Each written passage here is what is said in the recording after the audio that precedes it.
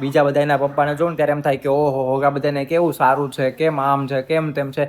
પણ હું જ્યારે પાછું મારું વિચારું ને ત્યારે મને એમ થાય કે એલા ભાઈ બરોબર જ છે જે છે એ, આમાં કાંઈ ખોટું નથી ને આમાં કાંઈ બરોબર ઓલું શું કહેવાય, આમાં કાંઈ આપણી ભૂલ નથી આમાં કાંઈ જે ભગવાને કર્યું છે એ બરોબર જ કર્યું છે. તો આજે હવારમાં ગાડી ચડાવી દીધી છે રિક્ષામાં અને લઈ જઈએ છીએ ગેરેજ. હવે કોઈ ઓપ્શન નથી એટલે ફટાફટ હવે અમે પાછળ જઈએ, જોઈએ કેટલા દિવસ થાય છે. ગાડી આગળ જાય છે અને હવે અમે પાછળ છીએ અને અમે હવે નક્કી કર્યું કે 4 વ્હીલમાં જ જવું છે. ખોટું હવે કાલે તો દોરવીને આવ્યો પાછો, કદાચ 3 કિલોમીટર મેં દોરાવ્યા ગેરેજ માટે મને વાત કરી હતી અને મને એમ કીધું કે કદાચ ત્યાં થઈ જશે કામ, પણ ત્યાં કાંઈ કામ થયું નહીં. એટલે હવે તો નક્કી કર્યું છે કે સર્વિસ સ્ટેશન વયા જઈએ સીધા. જે હોય બીજું હું 10 દી થાય તોય ભલે, મહિનો થાય તોય ભલે, જે થાય. જોયું નથી મેં, રિક્ષાવાળા ભાઈ નથી જોયું. હવે ગોતતા જવાનું છે સર્વિસ સ્ટેશન, કેમ કે 3-4 વાર એડ્રેસ બદલાઈ ગયા ભાવનગરમાં, ક્યાંય હરખું ઠેકાણે એનું રહેતું નથી, એવું બધું છે. એટલે ફટાફટ હવે પોગી જઈએ અને પછી આપીએ ત્યાં શું કે છે, પછી ખબર આવે પછી તમને હું કહું. તો અત્યારે અમે ચિત્રા જીઆઈડીસી છે ત્યાં તો સર્વિસ સેન્ટર જે છે ત્યાં અમે આવી ગયા હતા, પણ ત્યાં એમ કીધું કે અત્યારે તો બંધ થઈ ગયું છે કેમ કે પાર્ટ્સ નથી મળતા એવું કહે છે. હવે જે હોય એટલા માટે હવે અમે જઈએ છીએ બીજા જે પ્રાઇવેટ ગેરેજ છે ત્યાં, કે ત્યાં કદાચ થઈ જશે. કારીગરે પ્રાઇવેટ કર્યું છે. હા, આમના તે પેલા કઈક ઓલામાં કામ કરતા હતા, પછી એમને પ્રાઇવેટ કરી નાખ્યું છે. અને અહીંથી તો એમ કીધું કે પાર્ટ્સ નથી મળતા એટલે અમે કામ જ નથી કરતા. અને ગેરેજ એક જગ્યાએ પૂછ્યું તો એને એમ કીધું કે ખોલતા જ નથી એમ, કેમ કે ગમે એ આવે ને તો ખીજાઈ જાય, રાડું દેકારા થાય. હા, એવું બધું કરે છે લોકો અહીંયા. જે ઓલું સર્વિસ સ્ટેશન આવે ને એનું તો ખોલતા જ નથી. આવું બધું છે. હવે ગાડી લઈને હેરાન થઈ ગયા છીએ. સર્વિસ સેન્ટર નો તો હવે કોઈ ઓપ્શન જ નથી રહ્યો ભાવનગરમાં. એટલે હવે જો પ્રાઇવેટ ગેરેજમાં આપી છે અહીંયા, એ ભાઈ પેલા ત્યાં જ કામ કરતા હતા. હવે એ ચેક કરે પછી ખબર પડે કે આમાં તો નક્કી નહીં હવે કેટલી વાર લાગે. એટલે કે બધું કે એક પછી બધું ધીમે ધીમે બધું જ ચેક કરવું પડે. વાયરિંગ આન તેન ફલાણું ઢીકણું નવું બધું છે. એટલે આના કરતા તો સૌથી હારામાં સારું પેટ્રોલ વાળી ગાડી કોઈ પણ લઈ લેવી. આમાં લોચા લફડામાં પડાય જ નહીં. ગમે એ ગેરેજ જે સારું તો થાય એવું છે બધું. અને 100 રૂપિયાનો પેટ્રોલ પુરાવી એટલે બસ હાલ્યા જ કરે 40-50 કિલોમીટરની એવરેજ આપે તોય ઘણું. એટલે આ બધું માથાકૂટના પાર નથી. આમાં 11:30 નીકળ્યા હતા, અત્યારે 12:30 થયા. આ રોજ 1-2 કલાક આમાં બગાડવાની છે અમારે. એટલે હવે પાછું કેટલા દિવસ બગાડવાનું થાય કોને ખબર. આ ભાઈને ત્યાં હવે પછી સરખું થાય ત્યારે ખબર પડે. મહેરબાની કરીને કદાચ તમે કોઈ લેતા હોય ઓલા, તમારો વિડીયો જોઈને વિચારીને કરજો બધું કામ. સવારે તો પછી ઘરે આવીને જમીને હુઈ જ ગઈ મનીષા, કેમ કે મનીષા થાકી ગઈ હતી. એટલે હા, 2 વિડીયોનું એક વોઇસ રેકોર્ડિંગ કરી અને પછી હુઈ ગઈ. ભૂલાઈ ગયું એટલે હું ભૂલાઈ ગયું જરાક.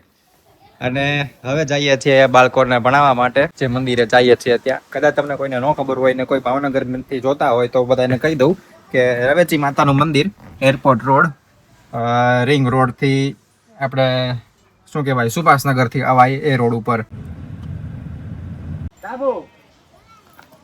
ગઈ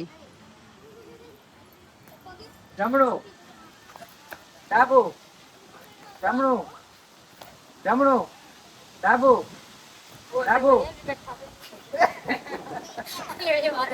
છોકરાઓને બધાને રજા આપી દીધી, થોડી વાર રમાડ્યા અને મજા કરાવી દીધી. અને પાછળ જો આ તમને સરસ મજાનું તળાવ ને એ બધું છે. આ આખું હું તમને એક દિવસ દેખાડીશ વ્યવસ્થિત રીતે.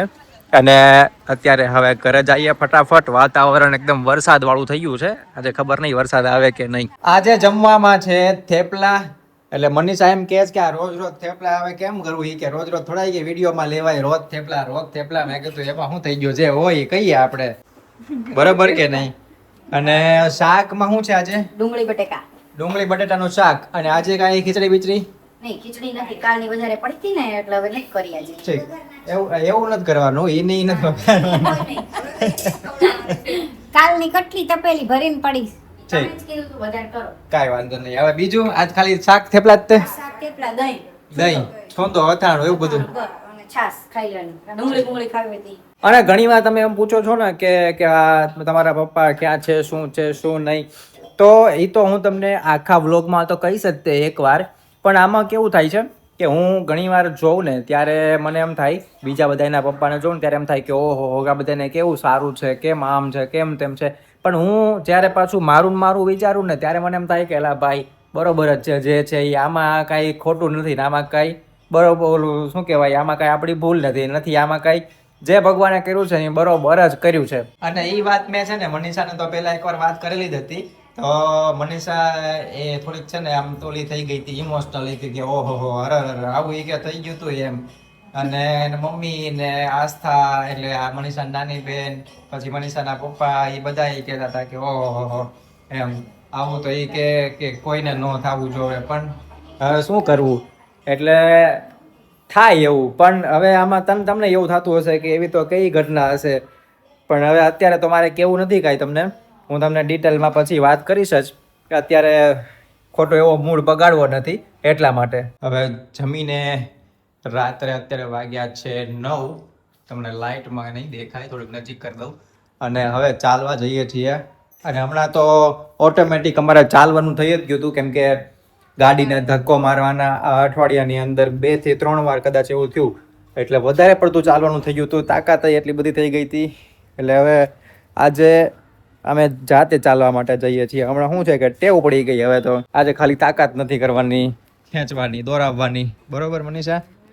આજે તો જાતે વ્યવસ્થિત રીતે અમે ચાલશું ધીમે ધીમે. અને બહાર નીકળીએ ને એટલે અમારે આ લકી છે, આનું નામ લકી છે, એ આવી જાય અને અહીંયા આમ તો અહીંયા આટલામાં જ રહેતું હોય. આપણને રોટલી આપ્યા વગર પછી આગળ નહીં જવાનું. એટલે શું છે કે રોટલી આપી દેવાની, થોડીક વાર એના કાન છે ને ખંજવાળી દેવાના, પછી હરખું થઈ જાય એટલે એને વાંધો ન આવે, પછી તેને મજા આવે, પછી ખાય તો હવે.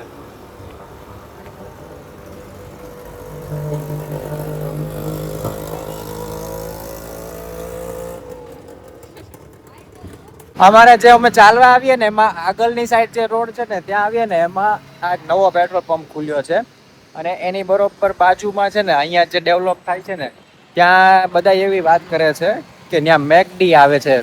હવે આવે ને એટલે મનીષાએ યાદ દેવડાવ્યું અત્યારે જ કે એ ખુલ્લે ને એટલે મારે કે સૌથી પહેલા ત્યાં બર્ગર ખાવા જવું છે એમ.